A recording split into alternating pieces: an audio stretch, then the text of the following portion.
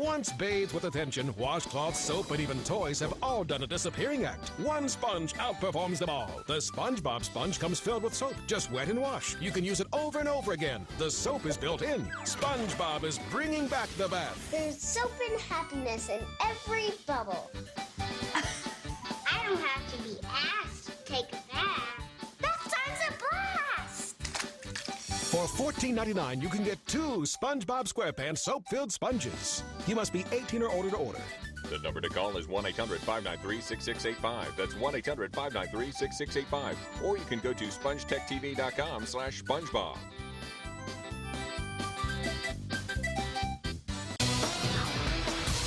I feel, tremendous hurt behind what happened. And, I should have took the initiative to stop it all, and I didn't. I didn't step up. I wasn't the leader. Michael Vick's appearance on 60 Minutes last night in a debate that just won't let up. Does he deserve a second chance at the game of football?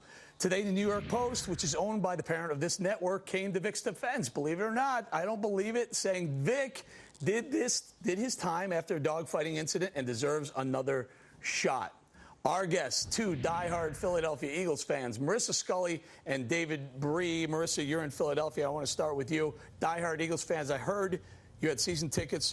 Where do you stand on this issue? For me, it's a really sad, heartbreaking issue. As an Eagles fan and a dog lover, I was horribly disappointed when I heard, and I won't be able to enjoy football for the amount of time that Vick plays on the Eagles. I won't be able to root for him. I won't be able to stand behind the Eagles. And for me, it's just going to be a hiatus from football until my team stands behind the things that I believe in.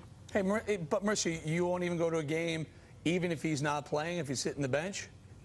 No, even if he's not playing, because I think that the act of hiring him made a statement that I really am disappointed in the Eagles for making, and that I can't stand behind a team at all that makes that statement and that turns, a blind eye to the things he did. David, you're a big-time Eagles fan. I'm looking at your jersey. You got the hat on. You got it all going on, man. What about? First of all, you have any children? Yes, I do. I've got 3. How old? 2, 4, and 14. Okay, so your 14-year-old wants to play football someday, boy or girl, doesn't matter. You're taking he or she to the stadium. You're walking in, and you hear Michael Vick's going to start, but then you go ahead and you see over there, you see PETA or one of the animal rights groups sitting there going, hey, he killed animals. He's a felon. You're okay with that? It's been tough to really figure what the right thing is. I mean, having watched the interviews with the Eagles owner and management, it seems like they were very torn on it. I guess I'm still torn on it because what he did was reprehensible. But at the same time, our country is founded on the belief that if you are convicted and you do the time, you're supposed to be given a second chance. So are we not supposed to give him a second chance now at all? I guess for me, it was more shock than anything that the Eagles did sign him, because I didn't think there was any way they would.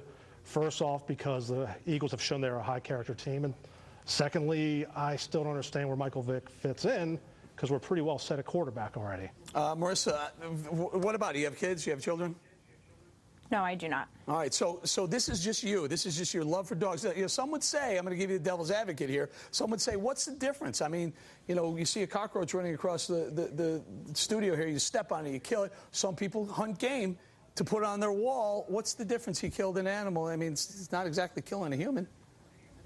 No, it's not killing a human. It's, to me, more similar to killing a child, a small human, a defenseless, innocent being that clearly shows that they think and feel but do not have the means to defend themselves. I understand killing for game. I'm a meat eater myself. I also understand, trying to keep your home clean and trying to live without, cockroaches, mice, and whatever. But to me, these are animals that we have bred for years to be our pets. And to take them and do this to them, and basically, it's not like he needed to do this for money, and his cousins or whatever family, they didn't need the money either. They did this for game. They did this for sport. They did this for entertainment. Right, they right. watched animals suffer. They, with their bare hands, murdered and tortured them. Marissa, let me hold it here. We're running out of time. I want to run over to David real quick. David, is this going to affect? I see you're wearing a lot of, Eagles wear. Are you going to continue to buy Eagles jerseys, hats, footballs, etc.? Absolutely. It's not going to change the fact that I'm a fan of the Eagles. To me, the biggest thing Michael Vick needs to do is show that he's remorseful, not just because he got caught, but that he truly feels that what he did was wrong, and he's going to be under the microscope. And it's going to take a lot of time. And it won't affect whether or not you buy a Dunkin' Donuts coffee or a Starbucks, given the fact that Dunkin' Donuts is one of the sponsors of the Eagles. No, it won't. I like Dunkin' Donuts. All right, we're going to leave it there. Marissa Scully in Philadelphia, David Bree in Texas. Thank you very much. Thank you. Thank you.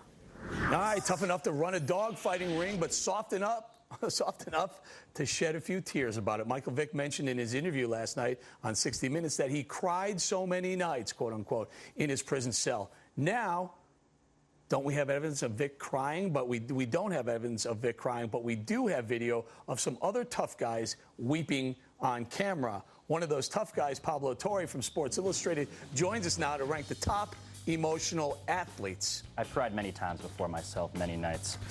Number 5, Adam Morrison.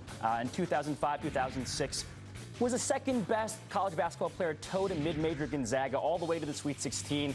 They collapse, lose a 17-point lead after the half.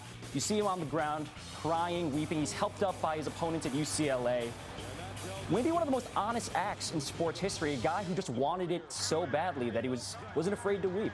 And he got a good EA Sports commercial out of it, by the way. He hasn't made other opponents cry, which he pledged to do in that commercial, but it's still not a bad spot, as we can see. All right, well, I remember that. I distinctly remember that. All right, what's number 4? Number 4, Andre Agassi, really one of the good guys in sports, someone we root for. And this was one of the most heartwarming moments. That was tragic. This is heartwarming. It was the end of his career, the U.S. Open, the place he owns, Flushing Meadows. You know, we'd seen him gone.